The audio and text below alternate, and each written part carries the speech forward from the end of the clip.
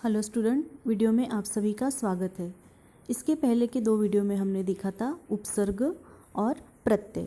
आज के वीडियो में मैं आपको बताऊंगी कि मूल शब्द को अगर हम प्रत्यय लगाते हैं या उपसर्ग लगाते हैं तो क्या शब्द बनेंगे और उन्हें हमें कैसे ढूंढना है। तो आपको यहाँ पर प्रश्न दिया हुआ है कि निम्नलिखित शब्द में से मूल शब्द व प्रयुक्त प्रत्यय को अलग करके लिखिए।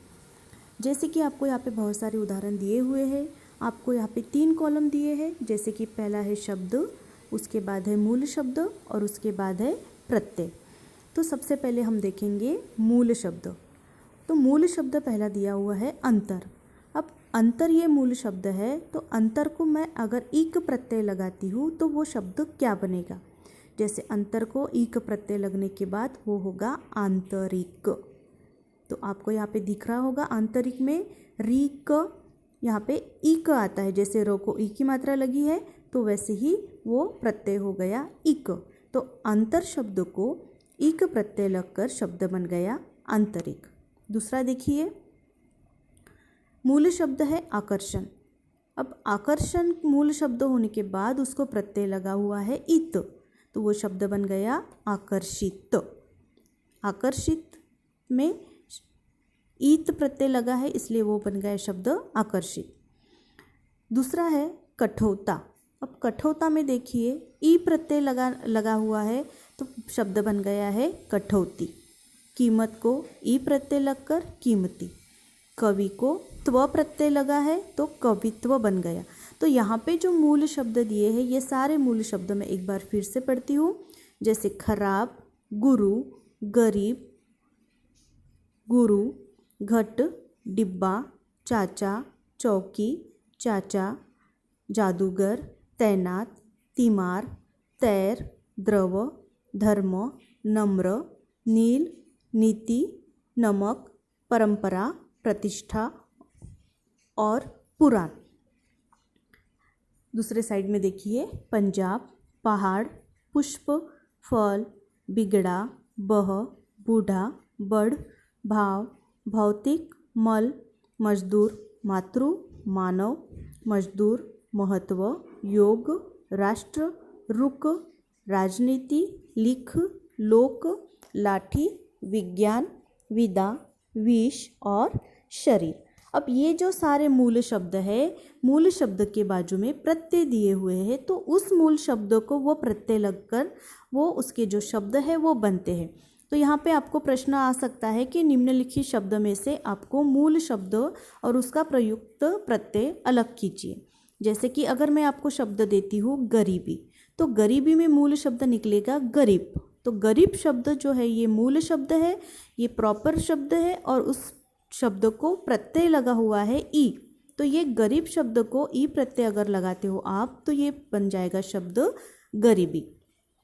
उसी तरह यहाँ पे देखिए ईय प्रत्यय, जैसे मानव है तो मानव को अगर मैं ईय प्रत्यय लगाती हूँ, मानव प्रत्यय आपको पता है शब्द के पीछे लगता है ना।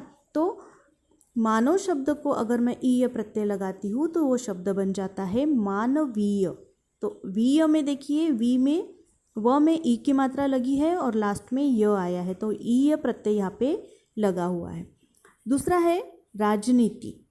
अब राजनीति में ईक प्रत्यय अगर मैं बोलती हूँ कि राजनीति शब्द में ईक प्रत्यय लगाकर शब्द बनाइए, तो राजनीति में अगर मैं ईक बनाती हूँ, ईक प्रत्यय लगाती हूँ तो शब्द बनेगा राजनैतिक। शब्द बनेगा राजनैतिक। वैसे ही बहाव, बहाव शब्द जो दिया है, बहाव में मूल शब्द बह आया है और उसमें प्रत्यय लगा है आव, तो शब्द बन गया बहाव। तो इस तरह से आपको इस मूल शब्दों को अलग करना है शब्दों में से और उसके प्रत्यय को अलग करना है। तो यहाँ पे हमने देखा कि मूल शब्द, शब्द और उसके प्रत्यय। उसी तरह आपको उपसर्ग के लिए भी करना है। जैसे कि उपसर्ग में यहाँ पे प्रश्न दिया हुआ है, निम्नलिखित शब्दों में से मूल शब्द व प्रयुक्त उपसर्ग को अलग करके लिखिए। जैसे कि यहाँ पे उपसर्ग दिए हुए हैं और उसका मूल शब्द दिया हुआ है और शब्द दिया है। जैसे मूल शब्द है यहाँ पे देखिए उपस्थित। अब उपस्थित को आपको क्वेश्चन आ सकता है उपस्थित को अन उपसर्ग लगाकर शब्द बनाइए। तो उपस्थित को मैंने अन शब्द यहाँ पे लगाया तो शब्द बन गया अनुपस्थित। तो अन आया है उपसर्ग उसमें। दूसरा है संधान। संधान को अगर मैं अनु उपसर्ग लगाती हूँ संधान के सामने तो शब्द बन जाता है अनुसंधान। इसी तरह कुछ और मूल शब्द यहाँ पे दिए हैं जो मैं आपको पढ़कर बताती हूँ, जैसे मति, भव, शेष, हरण, अधिक, अंत, शब्द, मानी, ग्रह आदि, आवश्यक, न्याय, उत्तम, साध, प्राय, ग्रह, शंका, जीवन, नत, चारण, नति। दूसरे कॉलम में देखिए, निवेश, कंठा, योगी, मिजाज, विचार, आचार, कर्म, घटना, संकोच, आशा, विघ्न, कपट, अपराध, जन, आकार, दोष, भय, चल, मल, हार, दूषण, बर्तन और उत्तर। अब यहाँ पे देखिए जो ग्रह शब्द है, मूल शब्द देखिए पहले कॉलम में ग्रह है, तो ग्रह को मैं अगर अनु उपसर्ग लगाती हूँ तो वो बन जाएगा अनुग्रह। वैसे ही उत्तम को अगर मैं अति उपसर्ग लगाती हूँ तो वो बन जाएगा अत्युत्तम।